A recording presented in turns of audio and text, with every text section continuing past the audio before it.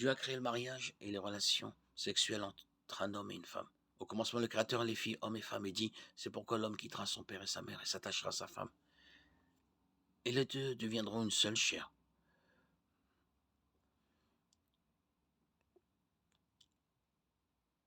Matthieu 19, 4, 5. Tout ce qui n'est pas conforme à l'intention et au dessein de Dieu est péché. La Bible enseigne que les chrétiens doivent vivre pour Dieu, renoncer à eux-mêmes, prendre leur croix et le suivre, y compris dans leur sexualité. Ce décalage entre ce que dit la Bible, ce que ressentent certaines personnes conduit à de nombreuses controverses, débats et même hostilités. Lorsqu'on examine ce que dit la Bible sur l'homosexualité, il est important de faire la distinction entre le comportement homosexuel et les inclinations ou attirances homosexuelles. C'est la différence entre le péché actif et la condition passive d'être tenté. Le comportement homosexuel est un péché, mais la Bible ne dit jamais que c'est un péché d'être tenté. En termes simples, une lutte contre la tentation peut conduire au péché, mais la lutte en elle-même n'est pas un péché. Une personne peut naître avec une plus grande susceptibilité à l'homosexualité, tout comme certaines personnes naissent avec une tendance à la violence et à d'autres péchés. Cela n'excuse pas le choix de la personne de pécher en cédant à des désirs pécheurs.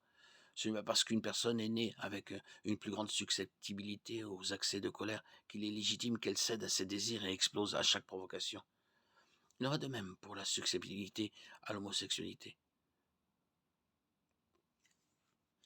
Mais vous avez été lavé, vous avez été sanctifié, vous avez été justifié au nom du Seigneur Jésus-Christ et par l'Esprit de notre Dieu. En d'autres termes, certains des Corinthiens, avant d'être sauvés, ont vécu des modes de vie homosexuels, mais aucun péché n'est trop grand pour la puissance purificatrice de Jésus. Une fois purifiés, nous ne sommes plus définis par le péché. Le problème avec l'attirance homosexuelle est qu'il s'agit d'une attirance pour quelque chose que Dieu a déclaré être un péché. Et tout désir pour quelque chose de pécheur a en fin de compte ses racines dans le péché.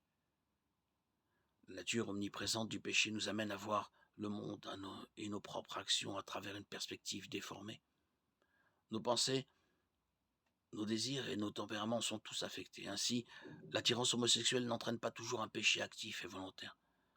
Il se peut qu'il n'y ait pas de choix conscient de péché, mais elle découle de la nature pécheresse. L'attirance homosexuelle est toujours, à un niveau fondamental, une expression de la nature déchue.